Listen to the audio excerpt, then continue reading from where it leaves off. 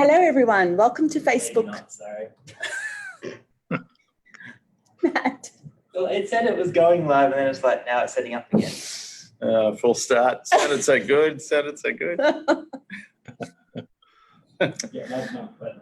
Hello, everyone. Welcome to Facebook Live. We're here at Vision Australia. Moving from high school to tertiary education or from education to the workplace can be quite a stressful experience. We're here to talk about transitions. I'm Tina Brunet. I work at Vision Australia as a service designer, and I have the privilege today of interviewing three people who are part of our panel. Would like to introduce you to Cameron Rolls, who is a senior lecturer at Australian National University and a Vision Australia board member. Welcome, Cameron. Thank you. Paul Headley, who is a Vision Australia client reference group member, and he's responsible for the technology portfolio in his portfolio at Vision Australia. And he currently works in manufacturing sector and studies at TAFE. Welcome, Paul. Thanks, Tina. And Nadia, who is also a member of our CRG or client reference group, and she's responsible for the Seeing Eye Dogs portfolio.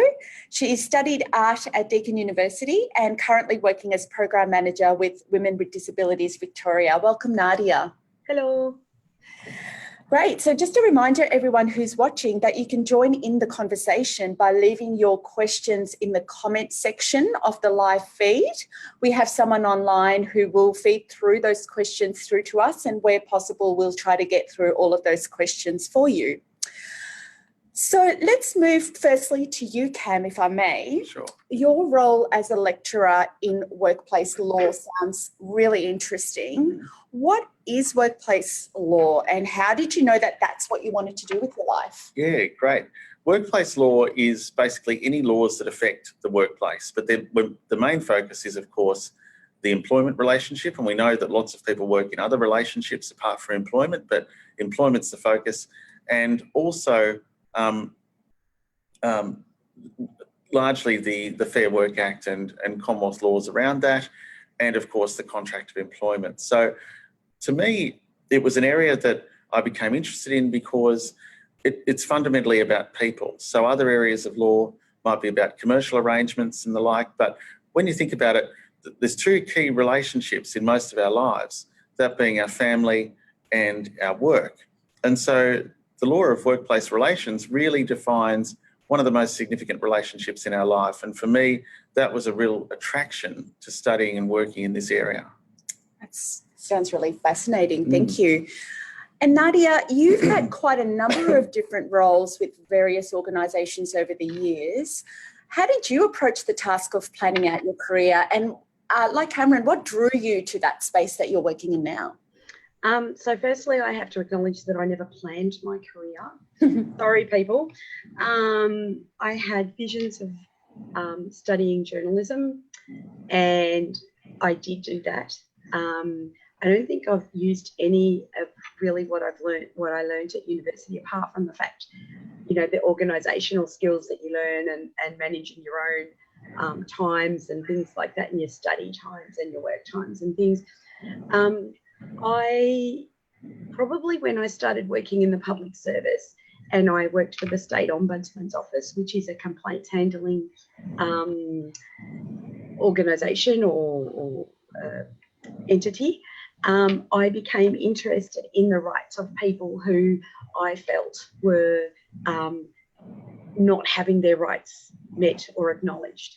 And so I guess really from about 1991, I kind of was very much interested in the rights of people. And as a person with a disability, then it naturally fitted that the issues that I had confronted as a young person with a disability, as an older person, as a student with a disability, and then as a person trying to find employment would play into the career choice that I made. And so basically from then on, I've pretty much worked in, I guess, speaking up for and about and building the capacity of people with disabilities to become better advocates for themselves, for others, and for other communities. Yeah, that's really interesting. And Nadia, do you think that you pursued those opportunities, or did they fall your way and you took advantage of them? Probably a little bit of both, Tina. There are a few times when things fell into my lap. I've really been lucky with employment. I would say out of a career that spanned from the early 90s till now, I pretty much have been employed for most of that, except for maybe about 3 or 4 months. And as a person with a disability, I think that's pretty good, because you hear some horrendous stories about people not having jobs for quite some period of time and having trouble finding employment. So, like I said, a little bit of both. Being in the right place at the right time, seeing jobs that I thought would be right up my alley and applying for them, and then being sometimes successful, sometimes not, but building on those times when I was not successful to then learn from those and do other things that would then make me successful for my next position. That's great. Just learning as you go and drawing on your experiences and building on them. That's fantastic. Pretty much. And Paul, you had a slightly different pathway to where you are now. Love you to talk about your journey to where what you're doing now and where you started. Sure, Tina. I guess I'll start as a child. I guess was given a Meccano set when I was very young. I really loved it. I loved building things, making things, following the plans, and then even creating my own things. And I guess as a child and as a young adult, I just continued to love that sort of thing. So ultimately, I did aspire to be a motor mechanic, and I tried really hard. I applied for apprenticeships and unfortunately was unsuccessful. So I actually went back to school after year 10 and wasted a year at school, and then found out about pre-apprenticeship courses at TAFE. So I applied there for a pre-apprenticeship course as a fitter and turner, which was great. And I went into that really excited, and during that course, I was offered an apprenticeship with a large company, and went on to complete my apprenticeship with them, and then worked at that place for about 19 years. So I had a fairly long career with them. Learned a lot of things. And during that time, I went back to TAFE and I studied more. I did lots of free post-trade courses to enhance my skills, because I could see the benefits both financially and just in personal growth for achieving that. So I did probably 3 or 4 different post-trade courses. Some of them were 2 years long. So I spent quite a bit of time improving my skills, and of course, that improved my employability. It also helped my self-esteem, because my confidence was higher because I had more skills. That said, I left that job and went out to the big bad world, as it were, and I sort of got lost a bit. I bounced around from job to job to job for about 9 years, and eventually I figured out that I needed to actually understand what I needed from a job. And so instead of me going to interviews and just hoping that I got the job, I actually went there and I actually asked questions that were relevant to me. And so I made sure that the jobs that I did get were the ones that I wanted and the ones where I could grow. And hence I landed in my current with my current employer. And I started there as a spare parts coordinator, just an entry-level position, I guess. And very quickly, I guess they realised I had a lot more to offer than just sitting at a computer selling spare parts, and they offered me a role as a retrofit coordinator, which was about dealing with customers and going out and solving their problems. And I did that for about 4 years, and then became a product engineer, which was just a higher level of my previous role. And I did that right up until losing my vision. And then I guess it was a transition period after I lost my vision, because there's no one else in my company that has lost their vision or has no vision or low vision. So I guess it was a learning curve for both the company and myself as to how I could fit into the business, but they were very adamant that they wanted to keep me in their business because of my knowledge and experience. And so it took about 2 years, and now I've currently landed in my current role as the proposals manager for engineered spare parts. So, interesting journey. Yeah, very much so. And it's interesting to hear from your perspective about losing vision later on in life and the impact that had on your vocational goals and your career trajectory as well. So thank you for sharing that. Sure. Cameron, I'm just going to jump a couple of questions because I feel like this question dovetails beautifully into what Paul's just shared. We know that some employers are sometimes unsure about employing people with disabilities. Sure. And that's quite apparent in a lot of studies that have been done in terms of bias and selection of people, I guess, when employment and discrimination attitudes, etc. Do you have any strategies to help job seekers make employers feel at ease? How can we do that so that there is more inclusive attitudes towards people with disabilities? I think there's a lot of things that a job seeker can do. So, and perhaps it's easier to illustrate it through my own experience. So the first, I actively thought about how I would market myself on my resume. And because I'd played blind cricket at a fairly high level, I didn't put on my resume that I was blind, but I did put that I've played blind cricket because I thought that was putting it in the best possible light. And when I went into an interview, I would do the usual interview and I would then wait till the end, and inevitably employers, in my experience, don't ask, how would you do this job being vision impaired?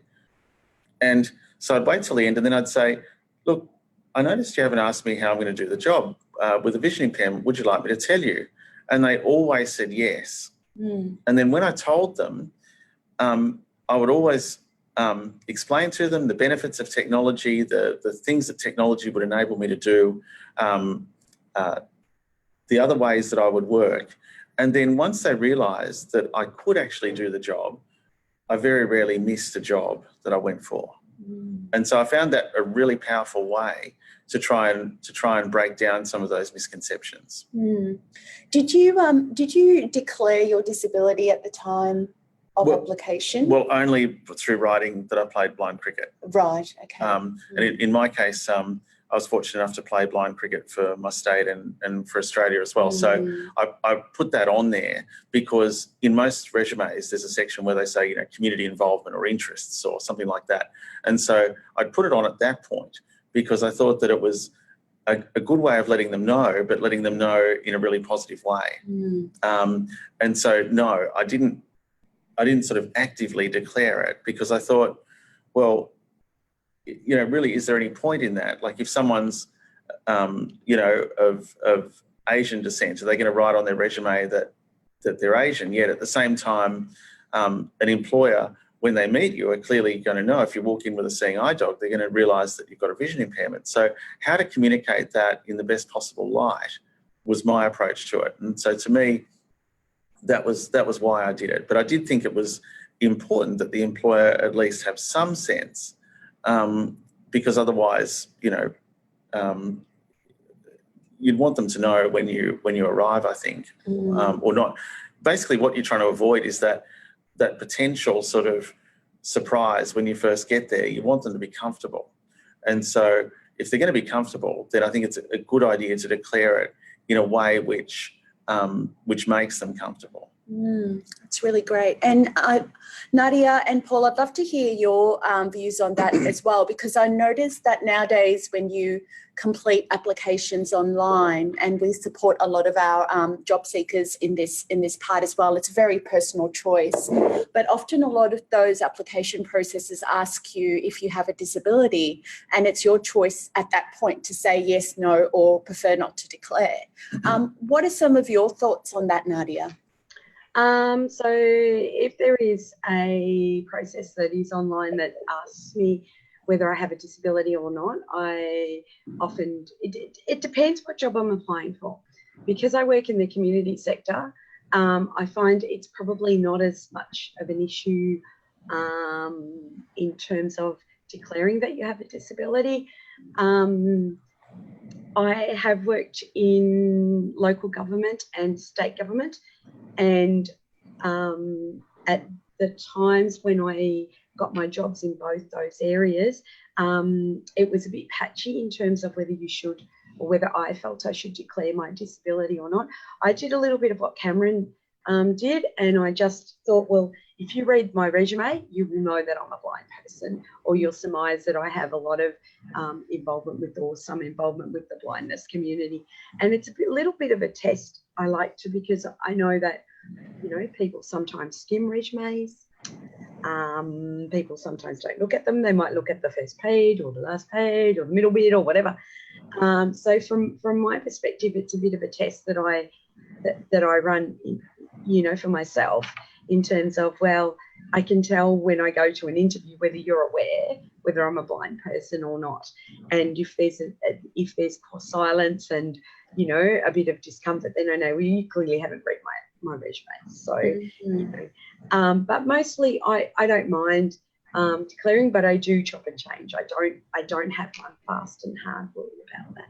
I think, just if I can jump in there briefly, I think Nadia makes a really good point that there might be times when it's actually, when you absolutely don't mind doing it, and there might be times when you don't. I up till now, I have always done it, but as I say, in a way like blind cricket, but equally, I would feel comfortable. I would assess each job on its merits, and I'd think about whether it would be important to do it or whether it wouldn't be. So essentially, for jobs in the community sector, even if you didn't tick the box, it may not matter. Or in some government jobs, even if you didn't tick the box that said I have a disability, it may not matter anyhow.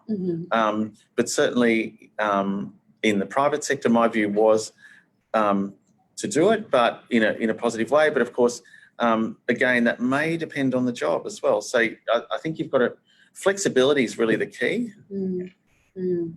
That's great. And Paul, with your story about, I guess, developing blindness, low vision later on in life, how did you approach that with your manager and your employer, and what sorts of things came up for you that you had to overcome at that point? Sure. So I guess I had my direct manager was my biggest advocate. That said, he was pushing really hard for them to keep me employed because of my knowledge and experience. I guess my approach was, and they, to the point that they actually took him out of the loop because he was too emotionally involved. And so what I decided was that I was going to have all the answers to the questions before they were asked. So I did all my research on, you know, as I was losing my vision, I did all the research to find out how I needed to move forward in my job, and you know, what technology I needed and how I could access that technology through government funding. And I tried to create a situation where I was as low impact on the business as possible. And then it was just a process of education to try and dispel people's misconceptions of a person who is blind's ability. I'm still the same person. I've worked for this employer for 13 years. I'm the same person I was prior to losing my vision. I have the same knowledge and skills. It's just I approach my job now in a different way. And so it's been an education program for me.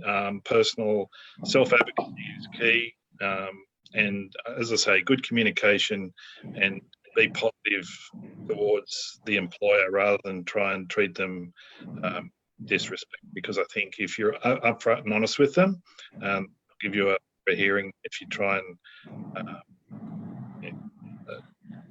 go behind their back, I suppose. Or yeah, that's it. You make a great point there, Paul, about being honest with the employer and treating them respectfully. Because when I apply for, or when I'm going for a job, often they'll ask you, you know, will the technology work? Now, my answer is technology is getting better and better all the time. Yes, I'm sure it will work, but if it doesn't and I can't do the job, you won't need to worry, because I'll happily resign.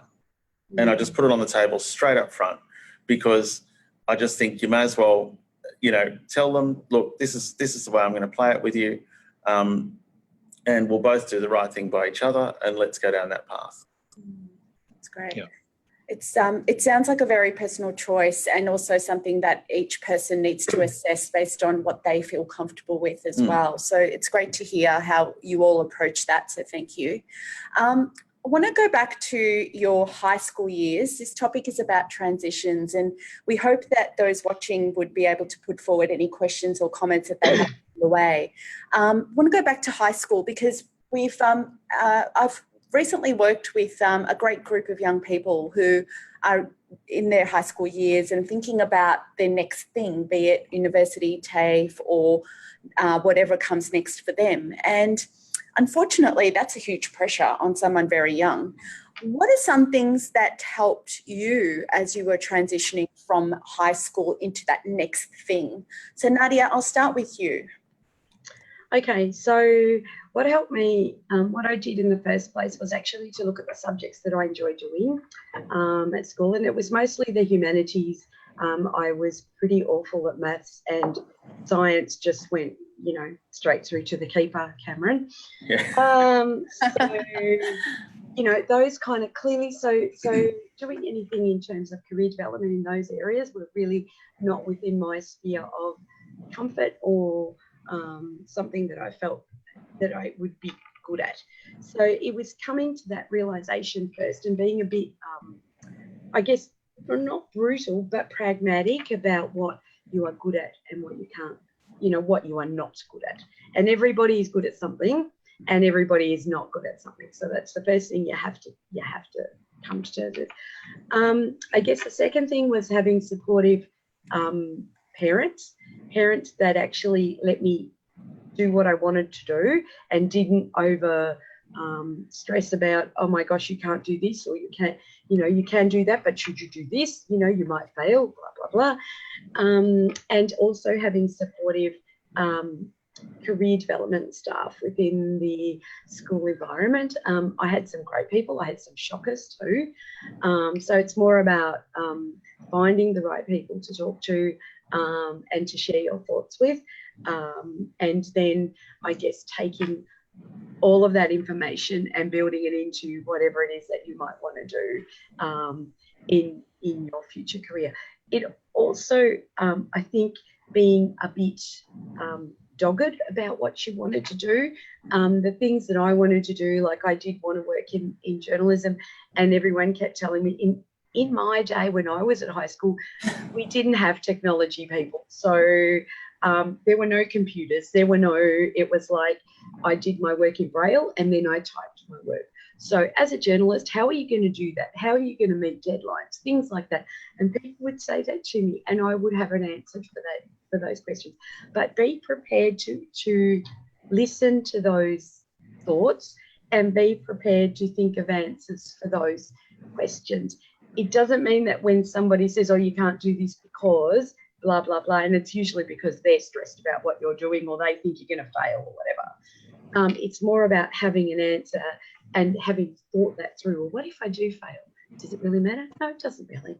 It's all about, this is what I wanted to do. If I do this, if I achieve this, then I do. If I don't, then I'm going to achieve something else anyway. Yeah, that's really great. And Paul, you spoke about, when you mentioned earlier that you wasted a year in year 10, I think it was, the words that you used. And I wondered if, like Nadia, you had a similar experience or a different experience in terms of receiving support during those choices, the critical choices that you made during those years in high school. I'd like to say yes, but unfortunately back in my day, which was a long time ago, you know, life was very different.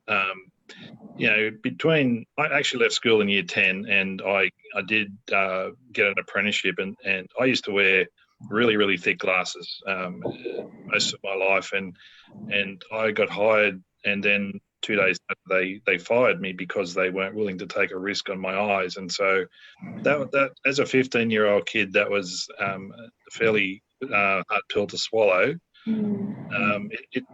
It should have probably knocked me down, but because I lost that job, I had no other option but to go back to school. My dad was very adamant that, you know, if I wasn't working, I had to be at school. So year 11 for me was party year. I had a great time at school and spent more time in the corridor than in the classroom. And probably looking back, that wasn't probably the best choice. But as I say, all that did to me, I guess, was made me more determined, made me more self-advocate, made me more of a self-advocate, because I was determined that because of my sight problem, my glasses, whatever it was that people, saw that was so different, that it wasn't going to deter me. And so I went off and got contact lenses, so no one knew. And hence I got an apprenticeship. So I guess for me, at different times, different era, it was like, you're a man, get on with it. Where, these days there is much more support around. But I guess leading up to that, educating yourself about what you want to do, if it is, as Nadia said, something that you're passionate about, that makes it all the much easier to pursue.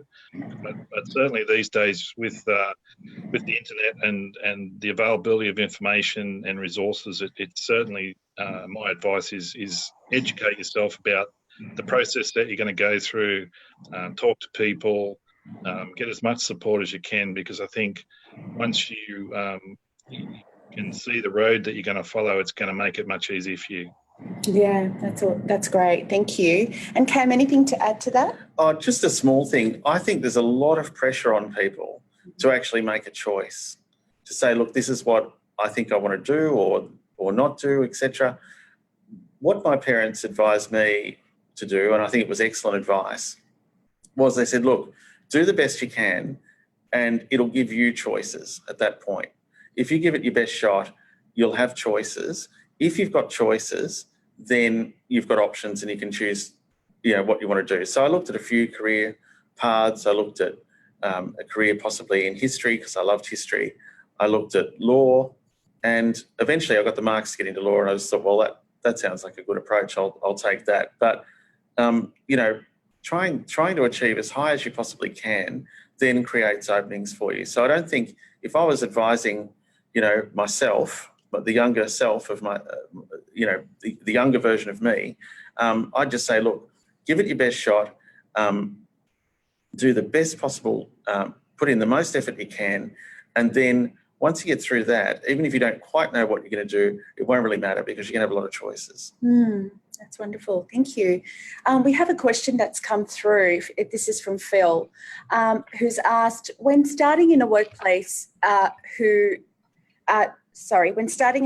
when you are blind or have low vision, do you find you have to educate your co-workers about what you're capable of? So we spoke a little bit about talking to employers at the time of interview and during, if you are losing your vision, but what about the co-workers? What have been some of your experiences in regards to that?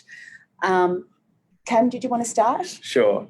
Look, I think the key with working with your co-workers is to just be yourself amongst your co-workers, because that's what everybody else does. And to also, not be afraid to ask for help if you need some help from co-workers, but also readily make yourself available to give them help. Obviously, early in your career, that's a bit more difficult. But still, the sort of skills that blind people often have to develop just in living our lives, like, good judgment or good problem-solving skills, they're not as common as perhaps we might all think. And I think if you're available to colleagues as well, with that sort of advice and assistance and things like that, suddenly it's not a case of all your co-workers helping you, but it's a case of everybody helping each other, just in different ways. And so if you put it in those terms, then it feels far less self-conscious. And of course, the more senior you get in your career, increasingly, you're being employed for your skills, not for whether you can read the handwritten note that's just been passed to you, for example. And so it becomes less and less of an issue. So the takeaway to remember is it'll always be more difficult at the start of your career, but it'll fade and become a non-issue. And so don't get too hung up about it, and just go in and just be yourself, and make your colleagues feel at ease around you. You don't want them walking on eggshells. You don't want them sort of tiptoeing around or feeling self-conscious. You just want them to be relaxed. And so go to the Friday night drinks or go to the work Christmas parties or whatever that allows you to socialise with your colleagues and help them realise that, hey, you're just an ordinary person just like them. Great advice. Nadia, anything to add to that? Yeah, very similar to what Cameron just said.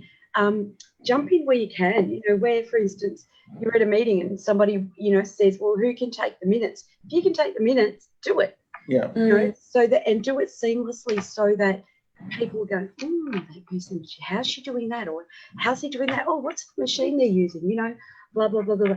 And then they will ask you other questions about your technology and stuff. And I'm really open to answering those kind of questions, but often it is as a result of you jumping in and saying, yep, I can do this, but not in an overbearing way, more in a, oh, we need somebody to take the minutes, or we need someone to chair the meeting, or we need someone to, I don't know, empty the bins or whatever the heck it is, just something like that. I mean, I do the chocolate run. That's my break into a number of workplaces. You know, I'll walk in and I'll be there for a day or two, and I'll be going out to get a takeaway coffee, and I'll say, does anyone want a coffee? Does anyone want, I need chocolate. You know, it's 3 o'clock, I need chocolate. Does anyone want chocolate? You know, and they're the kind of things that everybody does. I'm going out to lunch. Would anybody like me to get them something for lunch? And that's really hard as a young person, but I think you just have to develop that confidence to do that. And, you know, even if it's a really small thing, but, you know, small steps. And then, as Cameron says, as you get older and as you become more possibly higher up in your skill level and in your employment, then those things just happen. Yeah. That's great, Nadia. Thank you. I think you finished there with as you become more skilled and more confident, those things just happen, and really great insights there. Paul, I want to talk to you about your current or recent decision to go back to study, and you, correct me if I'm wrong, are studying counselling at TAFE at the moment. Just love you to talk a little bit about what was the driver of that decision, being in the industry that you're in for such a long time? What made you think about going back to school and studying, and what are some of the barriers, if there are any barriers, that you're facing at the moment? Would love to hear about that. Yeah, sure. You know, I guess there's no certainties in life, and I guess, you know, in my mind, my employability at my age, you know, as a person who's blind is probably, well, I don't know, maybe it's as good as anyone's, but I tend to think that, you know, maybe, and particularly with my age, you know, it's probably a limiting factor. So I decided that I was going to have a plan B, and it was a plan B that, you know, something that I've been interested in all my life. I've always been very passionate about people and, you know, how they tick and all that sort of thing. So for me, it was a natural progression to decide to study counselling. And so it's not actually at TAFE, it's through the Australian Institute for Professional Counsellors, but preceding that, I was considering doing psychology as well at uni, and I've never gone to uni before in my life, so I guess I wanted to educate myself. And one of the things that I did was that Vision Australia had a quality living group running at the time for tertiary education, and so I joined that quality living group to get an insight from you know, others that were in the university system or the tertiary system, to find out the challenges that they'd faced. And one of the things that I learned from those people was that you need to do a lot of pre-work with the institution that you want to study with. A lot of them have different levels of support with regards to study materials and the access to that, for instance. So when I decided not to go to uni and go to the institution that I'm going to, I contacted them prior to signing up for the course, and I said to them, hey, listen, you know, I'm blind. can you make the study material that you've got accessible to me? And they said that shouldn't be a problem. And they sent me some samples of their study guides and everything, and I found that I couldn't use them. And so they actually changed the format of those documents for me as I went. So I think it's a 18 module course, and so they usually do 2 or 3 of them at a time, and when I'm down to one to go, I just send them an email and say, hey, look, I need some more study material, and they prepare another 3 or 4 lessons for me. So it is really about communication, and it's about knowing what you need, and making sure that the institution that you're going to study with is willing to accommodate you, and that could be even to the point where you get your O&M instructor to go to uni to make sure that it's physically accessible. Do your groundwork, make sure that you're not going to set yourself up to fail, because it's all on you. I mean, it's your career, it's your life, and it's up to you to make sure that everything is there that you need. It's no one else's responsibility. It's great advice. We have about 8 minutes left in our Facebook Live. So if you do have any questions, please pop them into the comment section, and we'll try to get onto them as if we can. Otherwise, we'll definitely respond to them offline. There is a question that came up during the week, and it's I'll call it the elephant in the room. It's a little bit of an uncomfortable question, but I'll put it forward to all of you, and I'd love to hear what you think about this. The question is, I'm a parent of a child who has low vision. They want to pursue a career that I think is going to be wrong for them, and I feel that they will fail at it. What should I do? Nadia, would you like to take a stab at this? In short, if they want to do that, then let them fail. And the reason why I'm saying that is because as a person with a disability, you need to be resilient. You need to make choices for yourself. Sometimes you make the wrong choices. Everybody makes the wrong choices. You can't live your life perfectly.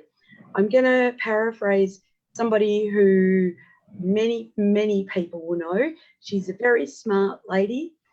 She was the first woman to go to university in, I think, the early 70s, and I'm giving away her age here possibly, but she did a degree that majored in the maths and the science fields. When she was in high school and she wanted to do those things, everybody, or mostly the teachers, said to her, you can't do this, you're going to fail. What she said was along the lines of, I have the right to choose to fail. And I think within reason, I think every person has the right to make their own decisions about their career. It's something that you could possibly do for the rest of your life. Maybe not. Maybe you'll change career at some stage in your life.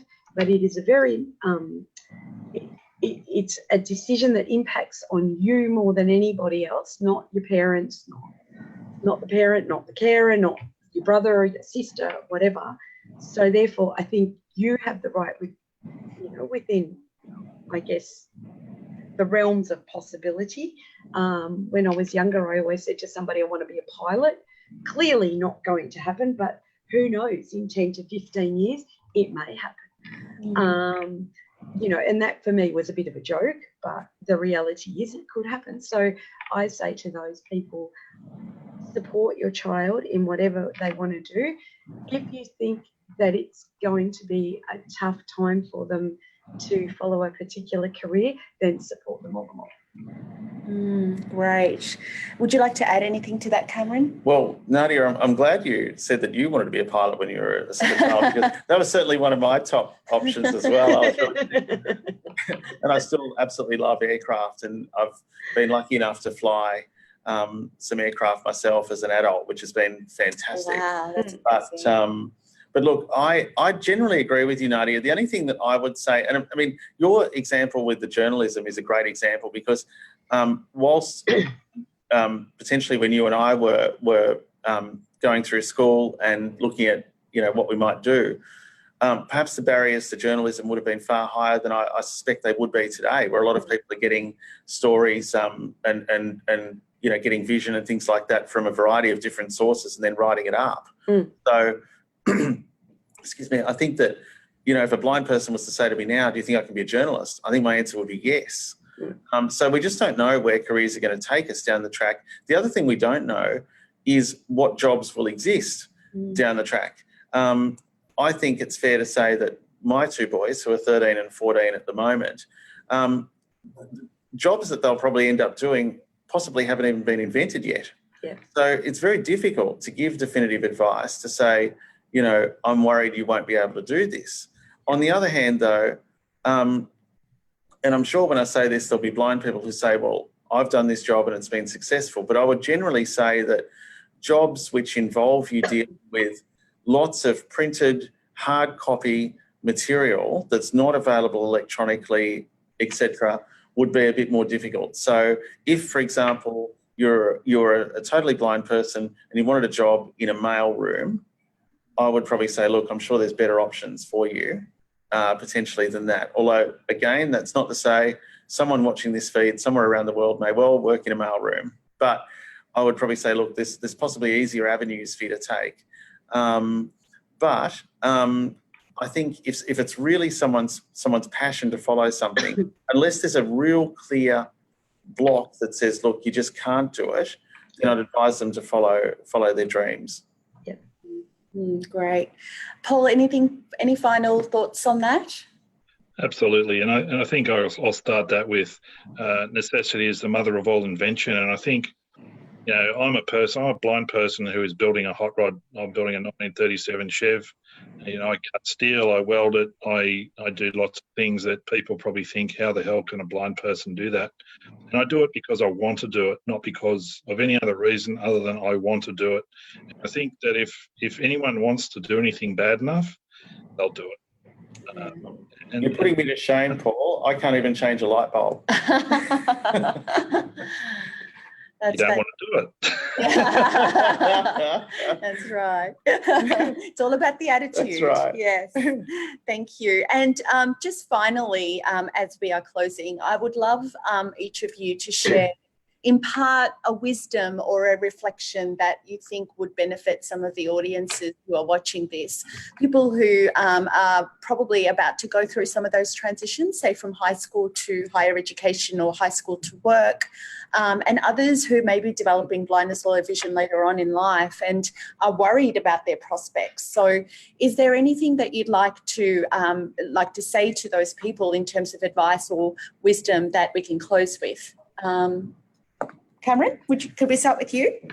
Look, I would just say to them, expect the best from yourself, but don't put pressure on yourself to come up with the absolute final answer at this point in your life. Transitions are transitions because you're experiencing new things, because you're taking on opportunities. So you don't want to close yourself to those opportunities, nor do you want to panic if you haven't got all the answers right now. There's time for those to come, and just give yourself that time, but always strive for your best. Great advice. Paul? Yeah, I guess I'll just echo what Cameron said. Manage your expectations. Oh, I think our internet might have frozen, unfortunately. Paul, can you still hear us? I can still hear you. Okay, sorry. If you could start again, that would be great. Yeah, I just think I'll echo what Cameron said. I think, I'm still going through my transition time. It's only been 4 years, and it's been a massive change to my life. And I think the biggest thing that I've learned is to manage my expectations. Like I was at the top of my career when I lost my vision, and I thought my life was over, and I since shook myself off and picked myself and got up and got on with it. And I think the hardest thing has been that I want to be back where I was 4 years ago, and I know that's not realistic, and so the advice I give to people is don't expect too much of yourself. It all takes time, and you'll get there in the end if you keep trying. Great advice. Thank you. And Nadia, finally over to you. So transition isn't all about, oh my God, what am I going to do? Where am I going? Where's my future? Blah, blah, blah. It's about new opportunities. And that's what I would say to people. Embrace transition. you know, I'm a glass half full person, as maybe you can tell. But, you know, embrace it. Look at it as an opportunity to learn a heap more things. Look at it as an opportunity to probably come a cropper, but to then learn from that experience as well. And just, you know, accept that there are going to be times when things aren't going to quite work out as you want them, and they're not going to be all, you know, every ideal that you have about what you want to do and how you want to achieve it is going to actually fall into your lap. Sometimes you have to go out there and get it. But just prepared, be open, be embracing, and I guess learn to be, you know, yourself in a way, in terms of how you manage, you know, you manage your transitioning and how you learn from that transition. Fantastic. Yeah. That's wonderful. Thank you. Thank you to each of you. I just want to extend my gratefulness to Cameron, Nadia and Paul for being here today and sharing your wisdom and insights. You can find out more about our client reference group and more about Nadia, Paul and others who are in that group on our website. And also this group is incredible because it represents our clients and people who we serve as an organisation. So if you did want to reach out to our client reference group and share any of your own questions or concerns, we would love to hear from you. And we're sorry if we didn't get an opportunity to answer all your questions today, but someone will definitely get back to you with those answers. And in the meantime, please feel free to go onto our website. We have incredible resources there. There's a space under our services called Cornerstone that has a whole heap of resources around advocacy and building confidence and talking to employers, etc. We'd love you to have a look at that and see if that is relevant for you and hear your feedback about that as well. So I'm Tina Brunet. Thank you everyone for tuning in today and have a wonderful weekend. Thanks, Tina. Thank you.